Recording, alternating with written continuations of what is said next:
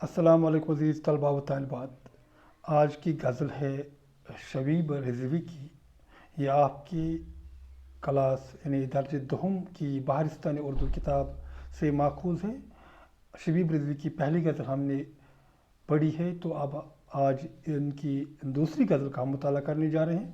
تو ہم یہ بات کہتے چلیں کہ غزل میں ابہام ہوتا ہے، شعری اسناد کا استعمال ہوا ہوتا ہے، تو یہاں تفسیر نہیں ہوتی.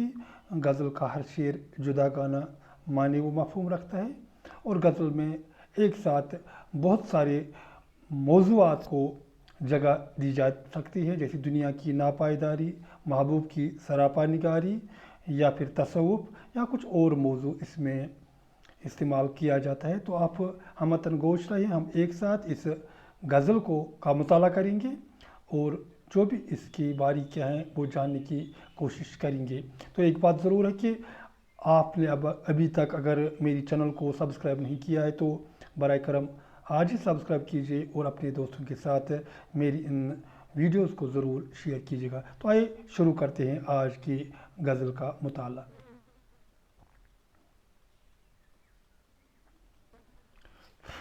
مطلع ہے: کتنی بھوکی ہے، کتنی پیاسی ہے، زندگی دشت کربلا سی ہے.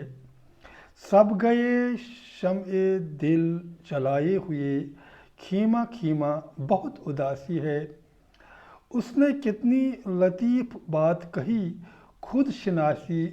خدا شناسی ہے. پھیل جائے تو ایک کتاب بنے، بات کہنے میں جو ذرا سی ہے. زندگی خود کشی نہ کر لے کہیں، ہر تمنا خفا سی ہے. تو پہلے شعر میں دیکھتے ہیں. اس شعر میں ہمارے پاس جو قافیہ آتا ہے اور جو ردیف آتے ہیں ان کا ذکر چھیڑتے ہیں. ہمارے پاس کیا ہے؟ قافیے جو اس غزل کے حوالے سے ہمارے پاس دیے گئے ہیں تو ان کا ہم ذکر چھیڑیں. یہاں قافیہ ہے پیاسی، اور اسی کے ہم آہنگ الفاظ ہے کربلا سی، پھر ہے اداسی. ہاں اسی طرح آپ بھی دیکھیے، شناسی، خفاسی.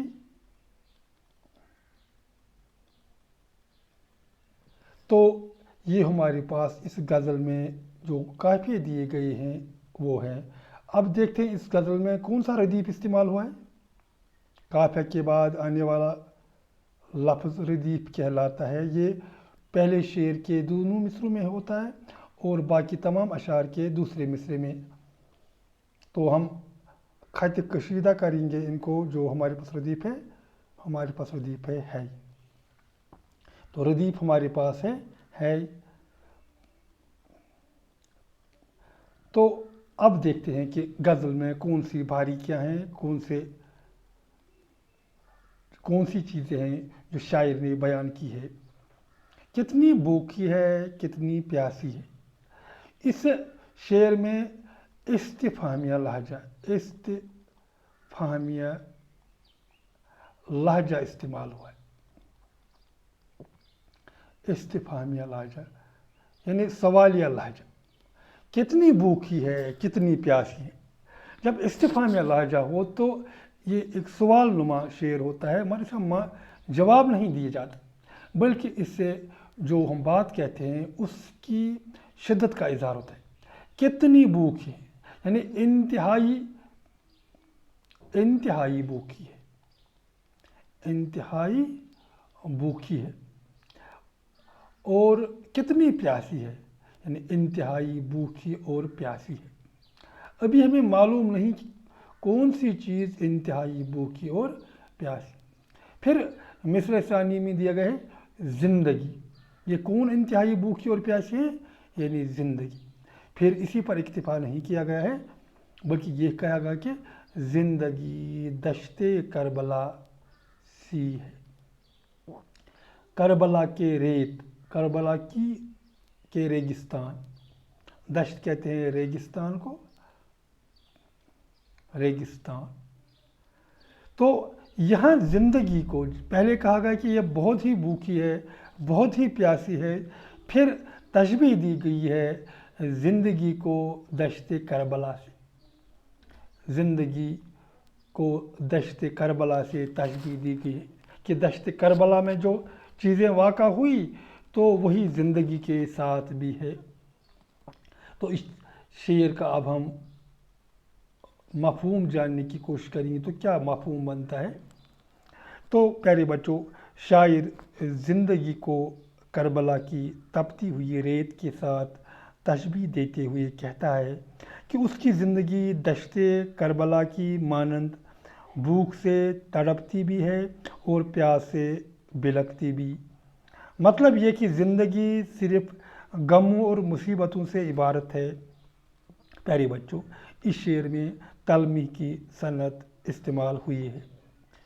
دشت کربلا کا مرکب استعمال کر کے ذہن فوراً معرکہ کربلا کی طرف متوجہ ہو جاتا ہے۔ اب دوسرا شعر دیکھتے ہیں۔ سب گئے شمع دل جلائے ہوئے، خیمہ خیمہ بہت اداسی ہے۔ سب گئے یعنی جو بھی تھے گئے، سب گئے یعنی ایک ایک کر کے سبھی گئے۔ شمع دل، شمع دل دل کی شمع، جب دل کی شمع جلتی ہے تو وہاں اجالا ہوتا ہے، تو نور بر جاتا ہے۔ سب جائے جب دل کی آنکھیں کھل جاتی ہیں تو حقیقت کا انکشاف ہو جاتا ہے۔ سب گئے شمع دل جلائے ہوئے، خیمہ خیمہ بہت اداسی ہے، یعنی ہر خیمے میں اداسی ہی اداسی، اداسی ہے یعنی غمگین فضا، غمگین فضا اب ہے، کیونکہ جو بھی تھے وہ شمع دل جلا کے ہوئے اور رخصت ہو گئے۔ اب ہر خیمے میں اگر کچھ ہے تو وہ اداسی ہے۔ تو اس شعر کی تشریح کچھ ہو سکتی ہے۔ شاعر کہتا ہے کہ خیموں میں جو بھی لوگ پڑاؤ ڈال چکے تھے وہ سب دلوں کی شمعیں روشن کر کر کے رخصت ہو گئی۔ اب خیموں میں چراگاہ کرنے کے لیے کوئی باقی نہیں رہا، لہذا ہر خیمے میں اب مایوسی اور اداسی چھائی ہوئی ہے۔ یہ شعر بھی معرکہ کربلا کی طرف ابہام کے پردے میں اشارہ کرتا ہے۔ پیارے بچوں، ابہام کسی چیز کی طرف سری طور اشارہ کرنے کی صنعت ہے۔ ابہام ہی غزل کا حسن ہوتا ہے۔ تو جو ہمارا پہلا شعر تھا اس میں کون سی صنعت استعمال ہوئی تھی؟ تلمیح۔ تو دوسرے شعر میں بھی تلمیح، کیونکہ معرکہ کربلا دونوں میں استعمال ہوا ہے۔ اور اس کے علاوہ میں نے کہا کہ ابہام، ایمبیگیوٹی جسے انگریزی میں کہتے ہیں، ایمبیگیوٹی یعنی جب انسان سوچتا ہے تو ایک سے زیادہ معنی نکلتے ہیں، یعنی معنی کو پردوں میں چھپا کے رکھا گیا ہے۔ تو اب تیسرا شعر پڑھتے ہیں۔ اس نے کتنی لطیف بات کہی، خود شناسی خدا شناسی ہے۔ اس نے، یہاں اس نے سے مطلب ہوگا کسی نے، یعنی کسی نے جو بھی بات کہی مگر لطیف بات کہی، گہری بات کہی۔ خود شناسی، خود کی پہچان، خود کی پہچان خدا کی پہچان ہوتی ہے۔ یعنی جس نے بھی یہ بات کہی ہے مگر پتے کی بات کہی ہے، کیا کہا اس نے کہ خود کی پہچان ہی دراصل خدا کی پہچان ہے۔ تو شاعر یہاں کسی کے بارے میں کہتا ہے کہ اس نے کتنی گہری بات کہہ دی ہے کہ خود کو پہچاننے سے ہی خدا کی پہچان ہو جاتی ہے۔ پیارے بچوں، عربی کا مشہور مقولہ ہے، من عرف نفسہ فقد عرف ربہ، جس نے اپنے آپ کو پہچانا اس نے خدا کو پہچانا۔ یہ شعر غالباً اسی مشہور قول کی طرف اشارہ کیا گیا ہے۔ اگلا شعر، پھیل جائے تو ایک کتاب بنے، بات کہنے میں جو ذرا سی ہے۔ پھیل جائے تو ایک کتاب بنے، یعنی اگر وضاحت کی جائے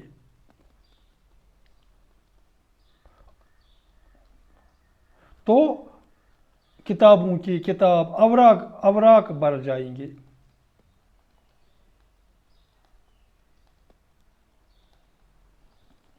کس کی بات کہنے میں جو ذرا سی ہے، جو چھوٹی سی بات ہے وہ بھی اگر پھیل جائے تو ان پر کتابیں لکھی جا سکتی۔ شاعر نے یہاں کسی خاص بات کا ذکر نہیں کیا، مگر کسی بھی چھوٹی بات کو کہا کہ اگر وہ پھیل جائے تو اس پر کتاب بھی لکھی جا سکتے ہیں۔ تو اس کے اندر بہت کچھ چھپا ہوتا ہے، جیسے کہ ایک معمولی سے پھل کے دانے میں کیا ہوتا ہے، ایک پیڑ چھپا ہوتا ہے۔ اسی طرح اگر ایک معمولی بات کو بھی اس کی وضاحت کی جائے تو کتابوں کی کتابیں بڑھی جا سکتی ہے۔ تو اس شعر میں شاعر کہتا ہے کہ چھوٹی سی بات پر بھی اگر غور کیا جائے تو یہ اتنی پھیل سکتی ہے کہ اس بات کے جواب میں یا اس بات کی وضاحت میں کتابوں کی کتابیں لکھی جا سکتی ہے۔ مثال کے طور پر یہ بات کہ انسان کا مقصد حیات کیا ہے۔ شاعر ہمیں یہاں دعوت فکر دیتا ہے کہ بظاہر معمولی باتوں پر بھی کبھی کبھار سنجیدگی سے غور کرنا چاہیے۔ اب آخری شعر، زندگی خود کشی نہ کر لے کہیں، ہر تمنا خفا خفا سی۔ خودکشی، خود کو مارنا، خود کو مارنا۔ شاعر کیا کہتا ہے کہ زندگی خود کو مار نہ لے کہیں، کیوں؟ ہر تمنا خفا خفا سی ہے، کیونکہ ہر خواہش اس سے ناراض دکھائی دیتی یا روٹھی ہوئی ہے۔ تو شاعر یہاں تمناؤں کے حوالے سے بات کرتا ہے کہ چونکہ تمنائیں ایسی ہیں جو دور بیٹھی ہیں، جو ناراض ہو کر بیٹھی ہیں، اس لیے زندگی کے پاس کوئی چارہ نہیں سوائے اس کے کہ وہ یا تو ان تمناؤں کو منوا لے یا پھر خود کو اختتام تک پہنچائے۔ تو شاعر کہتا ہے کہ زندگی تمناؤں سے عبارت ہے۔ تمنائیں جب پوری ہو جاتی ہیں تو زندگی میں اطمینان پیدا ہو جاتا ہے، مگر جب تمنائیں پوری ہوتی دکھائی نہیں دیتی تو زندگی سراسر ایک بوجھ لگنے لگتی ہے اور اپنے آپ کو موت کے حوالے کرنے کا سوچتی ہے۔ تو پیارے بچوں، اس طرح ہم نے آج کی جو یہ غزل ہے اس کا مطالعہ پورا کیا۔ مجھے امید ہے کہ آپ کو آج کی یہ ویڈیو پسند آئی ہوگی، اور کوئی شکوک و شبہات آپ کے ذہن میں آئے ہوں گے تو کامنٹ میں ضرور لکھیے گا، اور ساتھ ہی میں یہ چینل سبسکرائب بھی کیجیے گا اور اپنے دوستوں کے ساتھ شیئر بھی کیجیے گا۔ تو آج کے لیے اتنا ہی، دیجیے اجازت، خدا حافظ۔